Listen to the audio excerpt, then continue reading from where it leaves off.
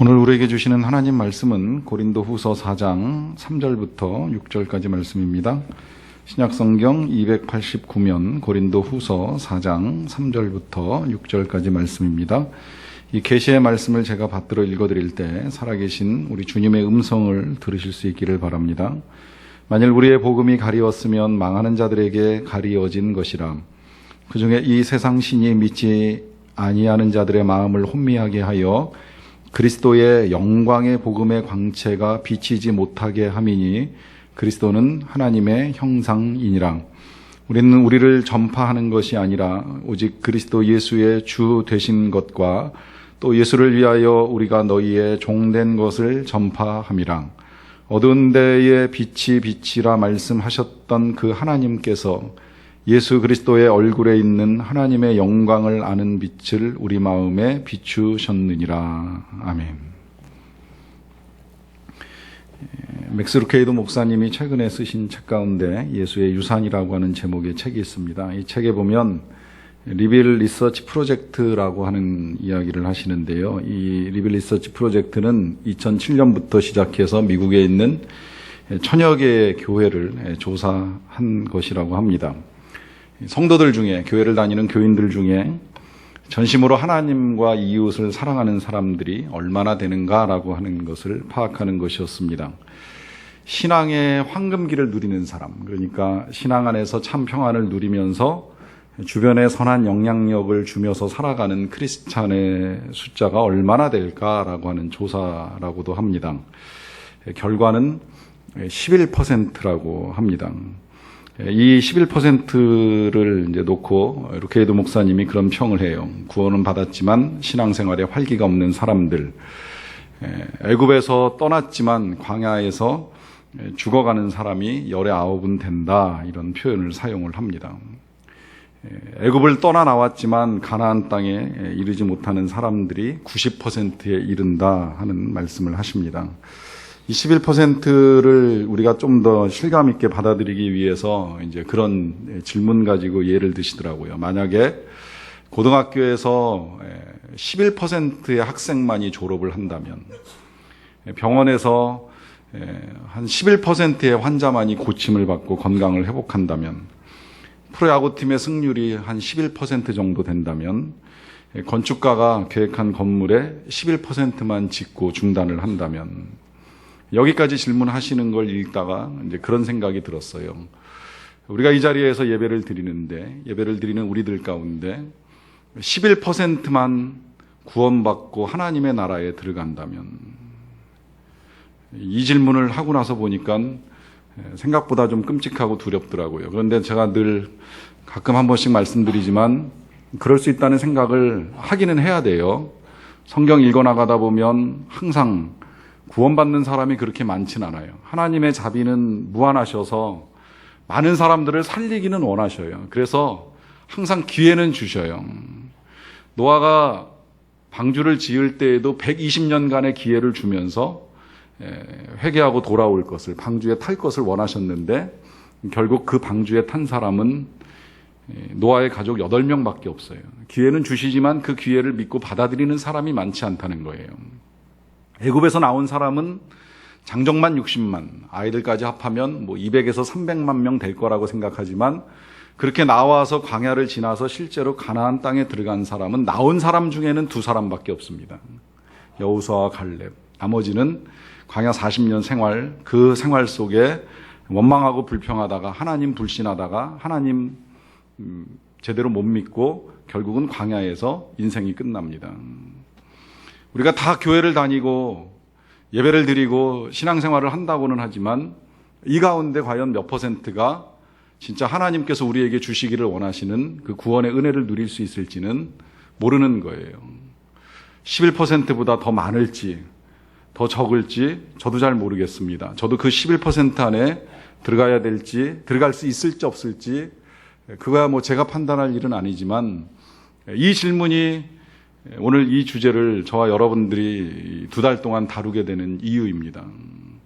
사실 설교 준비하면서 제일 많이 고민했던 주제가 이 8, 9월의 주제예요. 제가 1년 전에 설교할 것들을 미리 다 준비하고 정리를 해놓는데 작년 말에 이 8, 9월에 전하려고 했던 설교의 주제는 이 주제가 아니라 강한 그리스도인이라고 하는 주제였습니다. 그러는데 준비하던 중에 하나님이 바꾸길 원하시는 마음을 계속 주셨어요. 강하냐 약하냐의 문제가 아니라 참된 그리스도인이냐 거짓 그리스도인이냐의 문제를 말씀하셨고, 그것도 좀 더 우리가 확실하게 이해하기 쉽게 진짜냐 가짜냐 이걸 가지고 말씀하기를 원하셔서 바꾸면서 개인적으로는 마음이 되게 불편했습니다. 왜냐하면 표현 자체가 듣는 사람들이 불편하다는 걸 제가 알고 있거든요.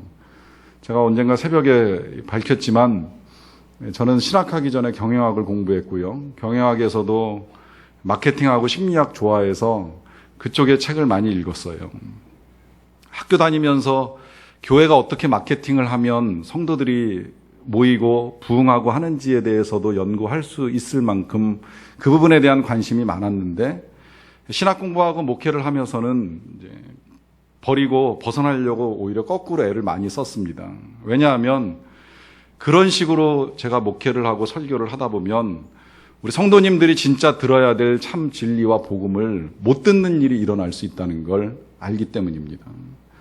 성도님들이 원하는 메시지, 들으면 은혜가 되는 메시지, 은혜라고 생각할 수 있는 메시지가 어떤 것인지는 알지만, 그러나 주님이 오늘 이 자리에서 저를 통해서 여러분들에게 정확하게 선포하기를 원하시는 건 그게 아니라 우리가 진짜인가 가짜인가, 우리가 진짜 예수를 믿고 교회를 다닌다고는 하지만 그리스도인이라고 하는 이름은 가졌지만 그 이름에 합당하게 살아가고 있느냐라고 하는 것을 분명히 보도록 하시는 것이 주님의 뜻이기 때문에 제가 가지고 있었던 지식과 기술들을 다 내어버리고 오늘 성경에서 말하고 있는 참 복음, 참 진리, 이것을 함께 보기 위해서 불편하지만 이 주제를 다룹니다. 교회를 생각해 봅니다. 초대교회는 절대 나약하지 않았습니다. 초대교회에 관한 이야기를 사도행전에서 우리가 볼 수 있는데 새벽마다 지금 읽어나가고 있습니다. 읽으면서 다시 또 확인하는 사실은 굉장히 능력 있는 교회였어요. 여기서 능력이라고 하는 건 무슨 대단한 재정이나 아니면 대단한 기술을 가지고 있는 그런 교회의 능력을 말하는 것이 절대 아닙니다. 오직 예수의 이름의 능력을 가지고 그 이름으로 복음을 전하고 사람들을 도와줍니다. 사랑으로 사람들을 섬깁니다. 그리고 그 예수님을 전하기 위해서 죽기를 마다하지 않고 땅끝까지 달려가는 이제 그런 교회의 능력이 나타났습니다. 물론 어려움도 있었어요. 핍박도 있었고 감옥에 갇히는 일도 있었고 순교자도 나오고 그 일로 말미암아 교회가 슬픔에 빠지는 일도 있었습니다. 근데 놀라운 건 그 어떤 일도 그들이 주님을 위하여 살아가는 그 삶을 멈추게 하지 않는다는 거예요. 중단시키지 못합니다. 잠시 장례를 치르면서 슬퍼하긴 하지만 그래도 예수의 이름 붙잡고 예수의 이름으로 살기 위해서 예수님과 함께 달려나가는 그들의 모습을 보게 됩니다. 그런 그들의 헌신적인 노력 때문에 그 복음이 이 땅끝 같은 대한민국까지 전달되고 그래서 우리가 예수 믿고 이렇게 살아가는 거 아닙니까? 그 희생과 헌신이 아니었으면 우리가 어찌 하나님을 알고 어찌 예수님을 믿을 수 있겠어요? 호세아서 읽어나가다 보면 하나님이 이스라엘 백성들을 향하여 탄식하실 때 내 백성이 지식이 없어서 망한다라고 하는 말씀을 하십니다. 지식이 없어서 망한다. 믿음이 없어서 망하는 것이 아닙니다. 지식이 없어서 망한다라고 했을 때 이 지식은 하나님을 향한 지식을 말합니다. 구약에서는 하나님을 향한 지식이고 신약에서는 예수님의 복음, 예수님에 관한 지식이 없어서 망한다라고 이해하시면 되는데, 그 하나님에 관한 지식을 전해주는 열정을 가지고 뛰었던 선교사들이 없었다면, 복음의 전달자들이 없었다면 우리가 다 망하는 인생이에요. 다 망할 수밖에 없는 인생이에요. 이걸 오늘 3절에서 그렇게 표현하잖아요. 만일 우리의 복음이 가리웠으면 망하는 자들에게 가리워진 것이라.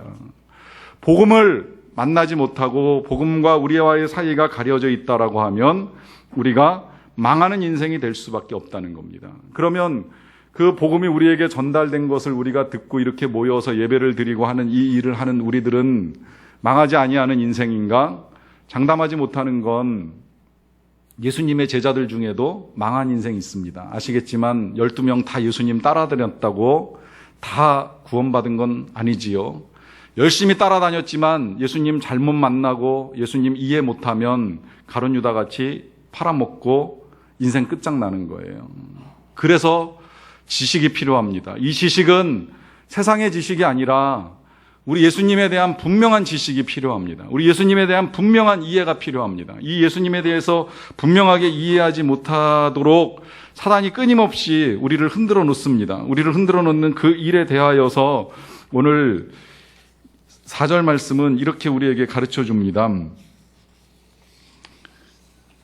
4절의 말씀인데요. 그중에 이 세상 신이 믿지 아니하는 자들의 마음을 혼미하게 하여 그리스도의 영광의 복음의 광채가 비치지 못하게 함이니 그리스도는 하나님의 형상이니라 그래요. 일단 먼저 이 말씀 속에서 복음이라고 하는 이 단어를 설명하기 위해서 앞뒤에 수식하고 있는 표현을 좀 더 먼저 봤으면 좋겠는데, 복음, 이 귀한 복음을 설명하기 위해서 그리스도의 복음이라고만 표현하지 않고 영광의 복음이라고 표현하고 그 뒤에 광채라고까지 덧붙였어요. 그러니까 복음은 빛이다, 복음은 영광이다 이렇게 표현하면서 그리스도의 복음을 설명합니다. 이 복음이 너무 귀한 것이다 보니까 이제 광채라는 표현을 사용했는데, 나중에 개인적으로 보시면 그 6절에 뭐라고까지 표현하냐면, 이 빛은 창조 시에 하나님이 생명을 만들기 위해서 만들어 놓은 빛과 똑같다고까지 말씀하세요. 원래 세상은 혼돈, 어둠 속에 있었어요. 그 어둠과 혼돈 속에 있는 세상을 창조하기 위해서 하나님이 제일 먼저 하신 것이 빛을 만드신 겁니다. 빛이 없으면 생명이 있을 수가 없어요. 그래서 빛을 만드시고 생명을 만드셨는데, 그 빛이 만들어진 것처럼 예수 그리스도는 빛이고 광채고 영광이고, 그 영광의 복음이 우리에게 임할 때에 우리가 능력 있게 살아간다는 거예요. 우리가 빛 가운데 거하고 그 빛 가운데 거하는 평안을 누릴 수가 있는데, 이걸 혼미하게 만드는 일들이 사단으로 말미암아 이 세상에 일어난다는 겁니다. 그런데 그것이 세상에서만 일어나는 게 아니라 교회 안에서도 일어난다는 거예요.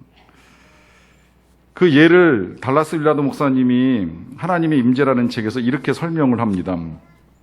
지금껏 우리가 지나온 시대에 우세했던 신학은 제자도와 무관했고 적절한 믿음과 관계가 있었다. 즉 믿음을 보시고 개개인을 나쁜 곳이 아니라 좋은 곳에 보내시는 하나님과 관계가 있었다. 그러다 보니 성품이 최악인 사람조차 믿는 내용만 바르면 좋은 곳에 들어간다는 사상이 만연했다. 이러한 괴리가 갈수록 교회를 짓눌러 마침내 자타가 공인하듯이 그리스도인과 비그리스도인 사이에 뚜렷한 차이가 없어지는 지경에 이르렀다.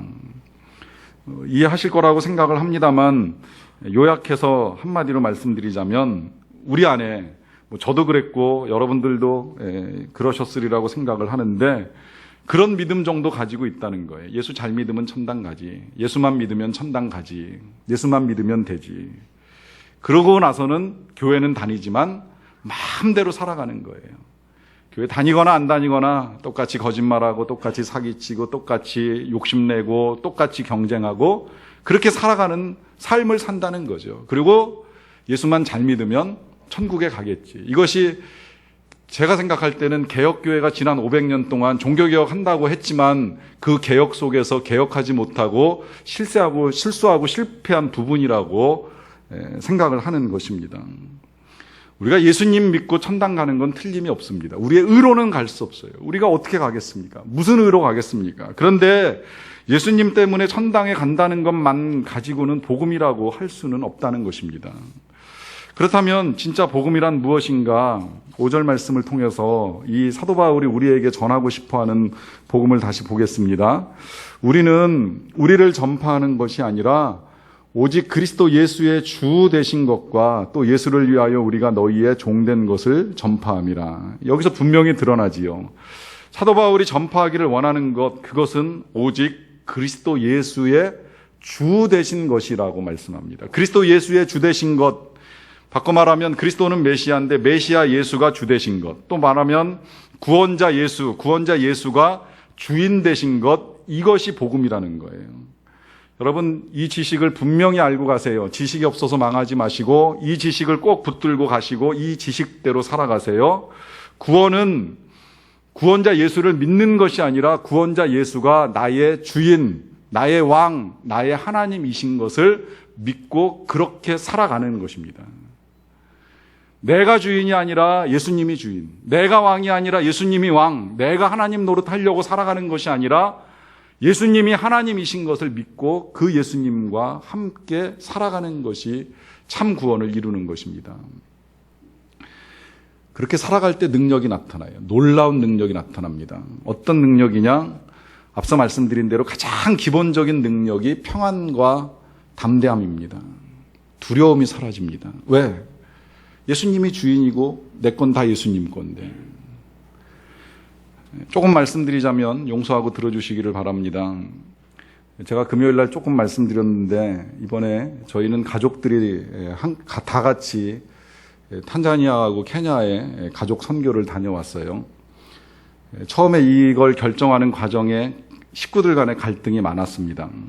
특히 제가 가족들에게 미처 공개하지 않은 사실 중에 저희가 그 선교를 결정할 무렵에 이 교회를 떠나서 케냐 선교를 계획하셨던 우리 교회 박하나 전도사님이 원래 케냐, 탄자니아, 그다음에 우간다, 루안다 이 네 나라 사역을 하고 돌아오시기로 됐는데 그 무렵에 저한테 메일 보내실 때 케냐가 위험하니까 케냐를 포기하고 세 나라만 사역하고 돌아오시겠다라고 하는 결정을 하고 이제 사역을 가신다고 기도 부탁을 하셨는데 그 무렵에 우리가 이 선교를 가족들이 결정하면서 제가 가족들에게 케냐가 이만큼 위험하다라고 하는 이야기를 하지 않고 갈지 말지에 대한 이제 의논을 하는 일이 있었습니다. 그 갈등 중에 가자 말자 하는 이 의견을 하나님의 뜻에 따라 물으면서 최종적으로 이제 가기로 결정을 하고서 다녀오는 일을 했는데 떠나면서부터 돌아올 때까지 제 마음속의 기도는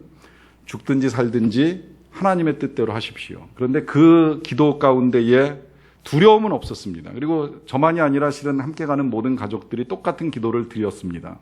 그런데 그 기도 속에 두려움은 없습니다. 왜 두려움이 없냐면 어차피 우리의 인생 이 땅에서 살든 천국 가서 살든 다 하나님 것이기 때문에 여기서 살게 하시면 이 땅에서 살 것이요 하나님 나라에서 살게 하시면 하나님 나라에 가서 살 것이니 두려워할 게 아무것도 없어요. 평안합니다. 많은 재정이 필요했습니다. 1년 내 모으면서 이 재정 또한 다 모아서 선교 일주일 동안 열흘 동안 다 쏟아부어도 아까울 거 하나도 없는 것은 주신 분이 하나님이시니까 하나님이 하여 쓰는 거 뭐가 아깝겠냐? 하나도 두렵지 않았습니다. 이것이 그리스도 예수를 주인으로 모시고 살아가는 삶의 평안이기 때문에 말씀을 드리는 겁니다. 굉장히 자유합니다. 굉장히 평안합니다. 굉장히 기쁩니다. 굉장히 즐겁게 살아갈 수 있습니다. 이 예수님을 주인으로 모시고 살아가는 삶의 능력을 여러분들도 경험하시기를 바랍니다. 그 경험을 가지고 날마다 살아가는 사람이 진짜 그리스도인입니다. 아직도 걱정되십니까? 아직도 염려하십니까? 아직도 불안하십니까? 그럼 주인이 안 바뀐 겁니다. 예수를 믿는지는 모르겠지만 여러분들이 주인이기 때문에 바뀌지 않는 겁니다.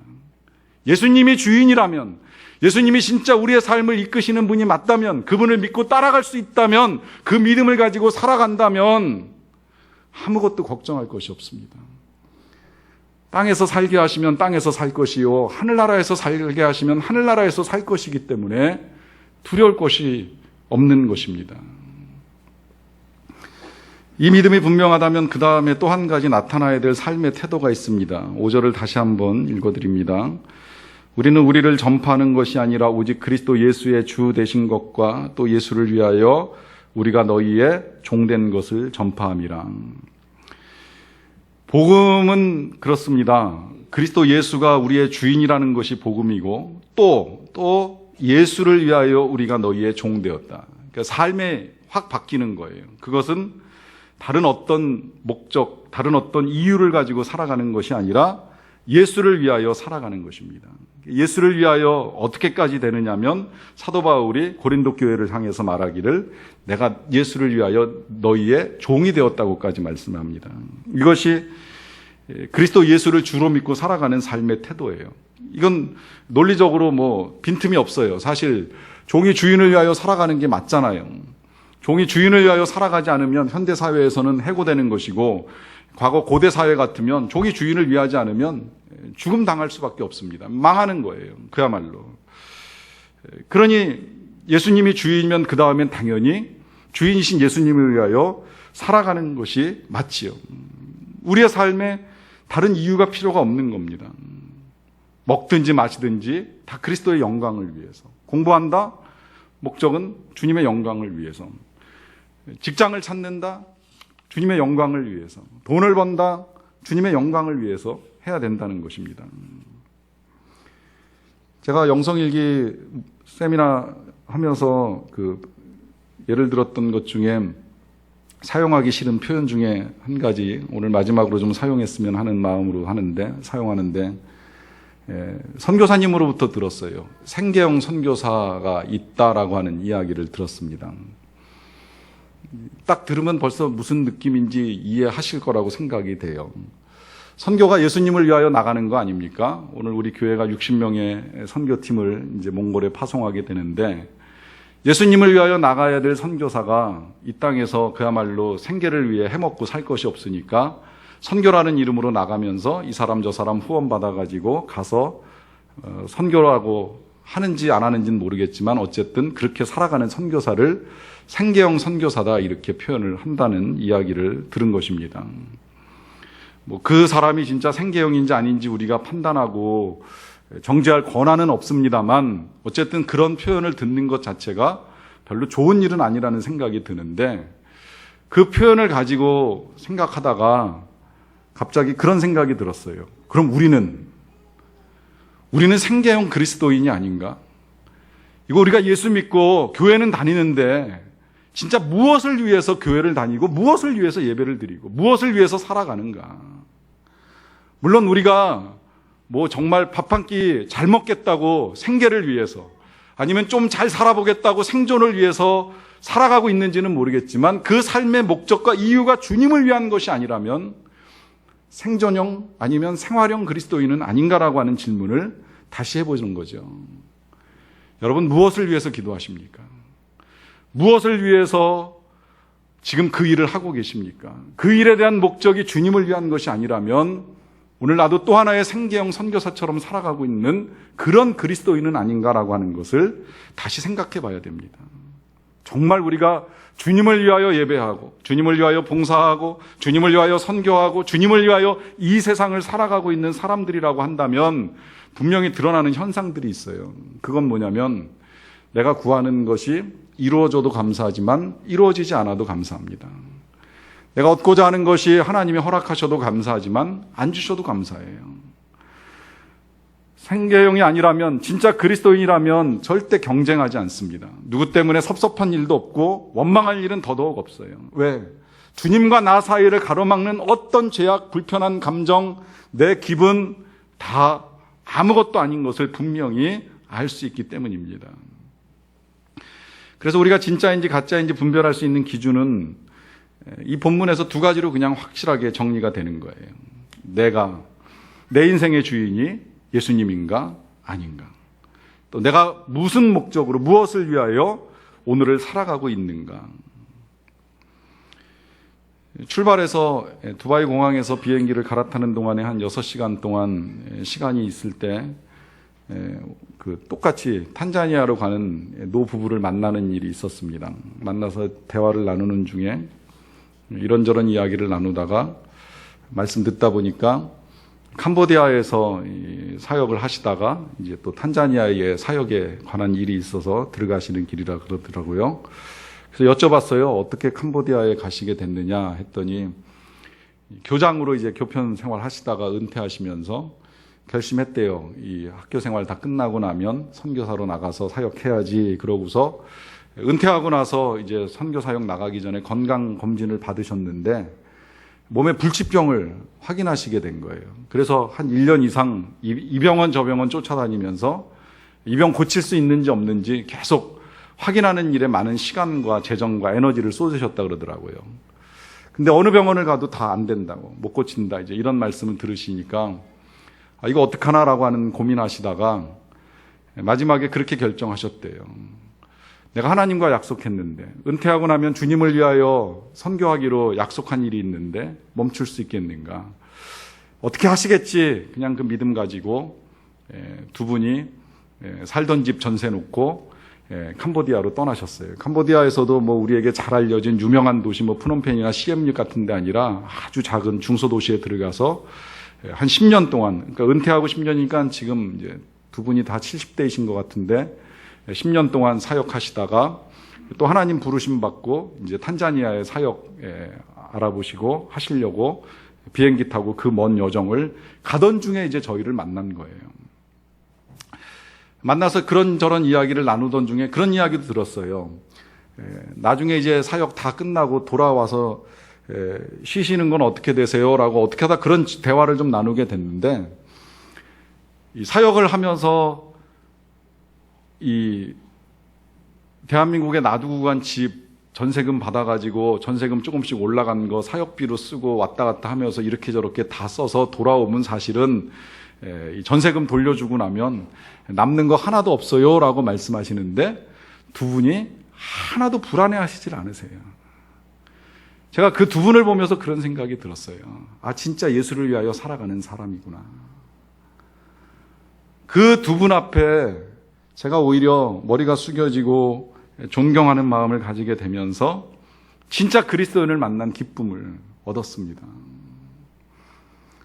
저는 저와 여러분들의 삶이 모두가 다 그렇게 되기를 소망합니다. 예수님을 주인으로 모심으로 인해서 세상 일로 인하여 불안하거나 두려워하지 않는 삶, 우리 주님이 주시는 평강과 기쁨을 누리는 삶, 여기서 더 나아가서 그 기쁨을 가지고 다른 누군가에게 선한 영향력을 드러내면서 살아가는 삶, 진짜 그런 그리스도인이 되기를 간절히 축원합니다. 기도하시겠습니다.